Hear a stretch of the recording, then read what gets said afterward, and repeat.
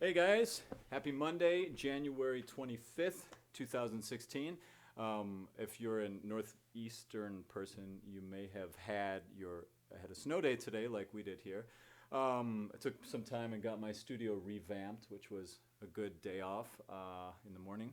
Anyway, okay, I wanted to do the video today. I was talking with Emily, one of my assistants, about what to do for the video this week, and we thought, well, to the last season of American Idol, maybe it's time to talk a little bit. Since this is the spirit of the season, I'm going to talk a little bit about riffing and doing runs in pop R&B singing, and then I'm just going to contrast that a little bit to runs in classical music, and I'm going to show you some examples as well to back up what I'm saying. Okay, which, by the way, everything we work on, everything you do when you're singing, you should be able to look to some very tangible examples in the real world of singing where someone has actually done those things, or it's like, oh yeah, that makes sense because that's what they're doing.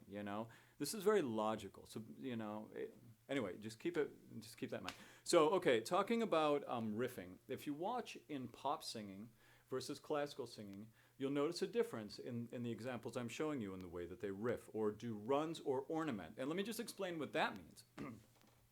If I took the melody, Mary had a little lamb, time-honored classic, and I were to sing it plain like that, just like you think of like a tree, if we're decorating a tree. That is the tree without any ornaments on it.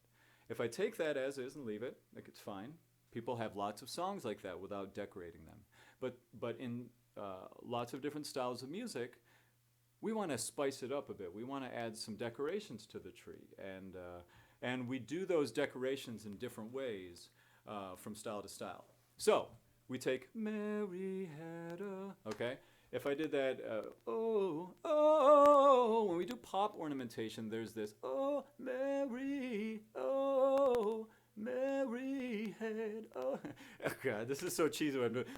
But the whole point of the idea of ornamentation, that's what I want to show you, is that you're decorating. So if I did Mary had, I put extra notes in there instead of Mary had a little lamb. So right there, and don't do that, By the way, that's something that happens a lot with the Star Spangled Banner. Is there's a lot of criticism to people that over-ornament it, That's a controversial thing to do as a singer. How much do you ornament the Star Spangled Banner, which is one of the hardest songs to sing over octave and a half range if you do the riff at the end. So, so always work with me or work with your instructor before you sing the Star Spangled Banner, and make sure you start it on the right note. The trick is to start low enough. If you start too high, that's a lot of times when when people crack in the Star Spangled Banner. But anyway, okay, we're going to get back to riffing. So in pop riffing, the way that we decorate is we do it by quickly jerking the mouth and jaw. And the jerking is not the right word, and I don't want you to think, jerking makes it sound like it should be hard. And I do have to say there is a quickness to the movement, as you're doing this, but if you overdo it, like the first example I'm going to show you is an example of someone overdoing this concept. If you overdo it, you're going to find the back of your neck gets sore. So you have to, eventually the goal is to get the concept of the ornamentation and be able to narrow it down and minimize it into a way that doesn't feel bad, okay? And by the way, I'm going to do a video right after this one that does an exercise that will help you break down riffing in a more tangible way. This video is more about me just kind of showing you, sort of opening the topic so that your mind is on it, and giving you a basic awareness of what's happening, okay? So, as I said in the pop, there's this movement of the jaw, reshaping of the mouth, and the head is moving as well. You'll notice with the examples I'll show you. So there's movement of the mouth and the jaw, and going quickly between different poses or different postures. That's going to be how you create the angular or the jaggedness or the sort of step-like changes between the notes versus jazz where I've got you. It's in throwback jazz. It's very, we have this coming underneath the note in a much smoother fashion. pop, it's very angular, okay? So first example, let's look at Aaron Neville sang this famous song with Linda Ronstadt back in, what was it, the 80s, late 80s? Okay, so he's going to see the, oh, you're going to see him really moving his head around here, okay? And I'm not encouraging you to go this far. And that may be all I need to know. All I need, oh.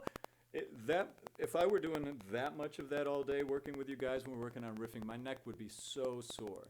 You want to get it smaller, okay? So now let me show you an example of somebody who's really honed in this concept. Her name's Nora. We worked a little bit, she had something going on with a deal or a song that she was working on production and traveling, and we're working on some vocal studies, and amazing singer. And she's really a master of the runs, and she did this video on her phone, and it was this just basically her sitting with her phone in the car, just killing it on the CeeLo cover. Check it out. But it's a great example of riffing. And Nora, I hope you don't mind me using you as an example so much for everybody. Now watch how she does the movement, but it's very efficient. It's very minimal. They swear that you just don't exist.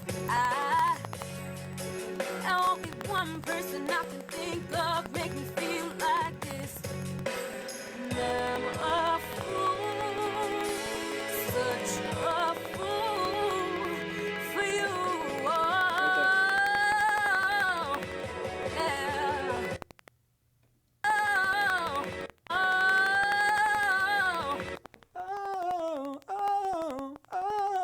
See what she's doing there? So that movement is giving it that clarity and that articulation. And the faster you do that, the cooler your runs are going to sound in a pop style, okay?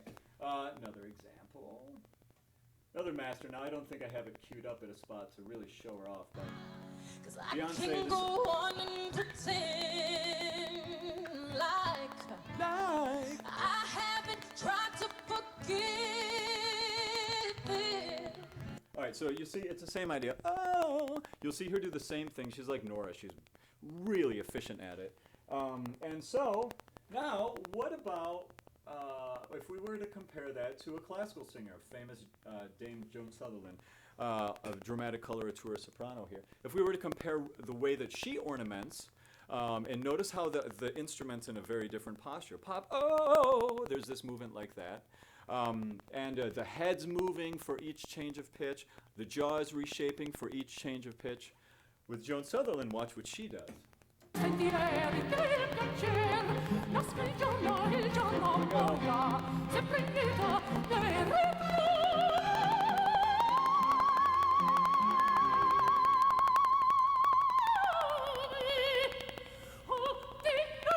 forgot, it's a little bit later. Here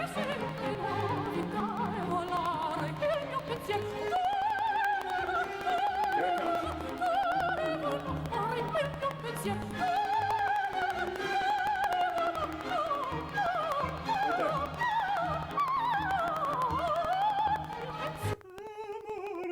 Name that, put it in the comments below for extra credit, name that opera. So, oh, you see what she's doing? Oh, she's not doing this at all when she's riffing. It's very contained. It's very clean and clear. And she's doing the articulation. Oh, she's doing it with her larynx. Oh, which is a really, that's the way classical singers do it.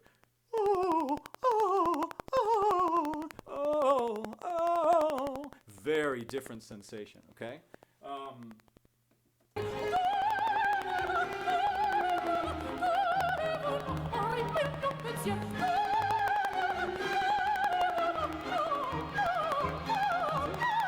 Look at her head, just chill.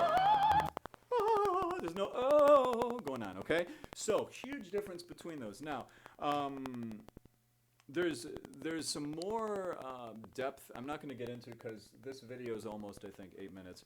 I'm going to get in very specific, maybe as I'll do like a riffing video number 2. But there's an artist that does some things that are just incredible. Jessie J. If you guys know who Jessie J is, when she sings Big White Room, there's some moments in there that are just epic. And I think I'm going to do a separate video about that one altogether. It looks like my computer's not communicating about it anyway. So I'll do a separate video because she does like three different styles, three different technical approaches to ornamentation, all within her performance of that song Big White Room. She does a oh, she does a stuttery one, oh, she does that kind of thing, and then she's oh, and she uses the vibrato as well as one of her articulators. So anyway, I'll do another video about that, breaking down what she does. I'm going to also do a video where I just do a quick exercise to help you learn how to begin approaching oh, so that you can work on it with your instructors, okay? All right, thanks. Have a great day, and I will see you at your lessons, or I'll see you on this video next week if you're seeing me remote.